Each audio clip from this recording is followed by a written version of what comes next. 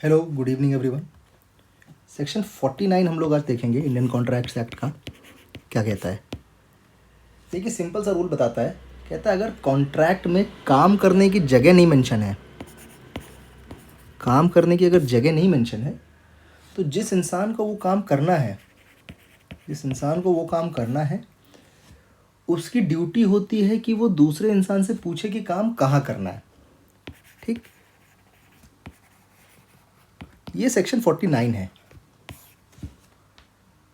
अब उसके बाद जो रीजनेबल जगह डिसाइड होगी वहीं पर कॉन्ट्रैक्ट परफॉर्म किया जाएगा। ठीक है, देखो एग्जाम्पल से समझते हैं। ए ने बी को प्रॉमिस किया कि वो 1000 किलो जूट देगा। Jute, JUTE, jute.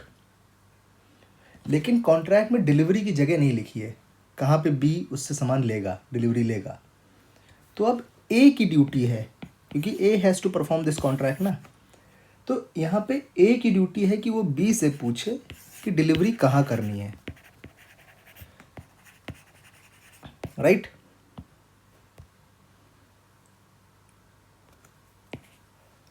अब और जब उसने पूछ लिया कहाँ करनी है, उसके बाद उसको फिर वहीं डिलीवरी करनी होगी। ये हमारा सेक्शन 49। अब सेक्शन 50 क्या कह रहा है।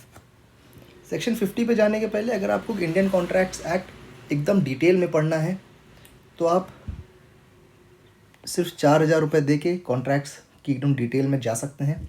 yourlegalbuddy@009@gmail.com पे you can get in touch with me, I will give you more details on it. Section 50 क्या रूल बताता है। सेक्शन 50 ये रूल बताता है अगर जिस इंसान को परफॉर्मेंस मिलनी है, लेट्स से यहाँ पे जो ऊपर वाले एग्जाम्पल में बी, राइट, तो अगर जिस इंसान को परफॉर्मेंस मिलनी है वो खुद बोल दे कि काम किस तरीके से करना है और दूसरा इंसान उसी तरीके से काम कर देता है, तो कॉन्ट्रैक्ट ये माना जाता है कि it has been properly performed. देखो, बहुत सिंपल सी बात है। ए जो है बी को 2000 देने थे। अब बी कह रहा है कि ना भाई देखो, ऐसा है कि हमको तुम ये 2000 ना ये बैंक ट्रांसफ़र करना, कैश ना देना और किसी फॉर्म में ना देना, बैंक ट्रांसफ़र करना। तो भाई A is now obligated to transfer the money through bank,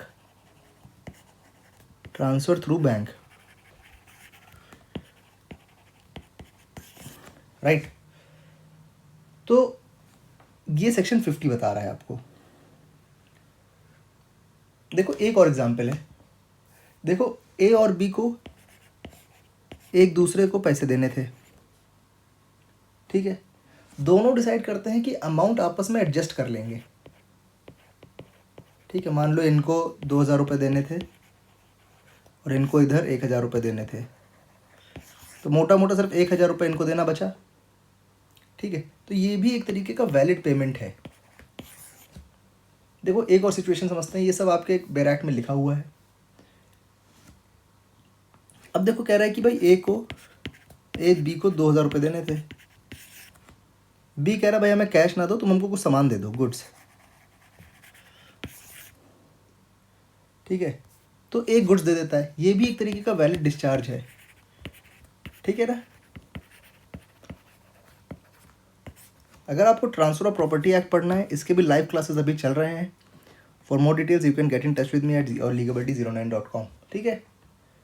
देखो एक लास्ट एग्जांपल और मैं आपको बता देता हूँ। अगर कह रहा है कि ये ए बी से कह रहा है कि तुम मुझे पोस्ट कर दो 1000 तो ये कॉन्ट्रैक्ट कहाँ डिस्चार्ज माना जाएगा, जब ए पोस्ट ऑफिस में जाके अपना चिट्ठी या अपना जो गुड्स है वो जाके दे आए। अगर ए इतना काम कर देता है तो वो अपनी ड्यूटी डिस्चार्ज कर दी उसने। अब वो उसको नहीं मिला, that is not his headache, वो पोस्ट ऑफिस में जाके दिया है, बस उसकी ड्यूटी ख़त्म। ये था हमारा सेक्शन 50, ठीक है। आई होप आपको कुछ चीज़ें समझ में आई हैं। So keep watching these videos, आपके कॉन्ट्रैक्ट धीरे धीरे कॉन्सेप्ट क्लियर हो जाएंगे। Thank you for watching.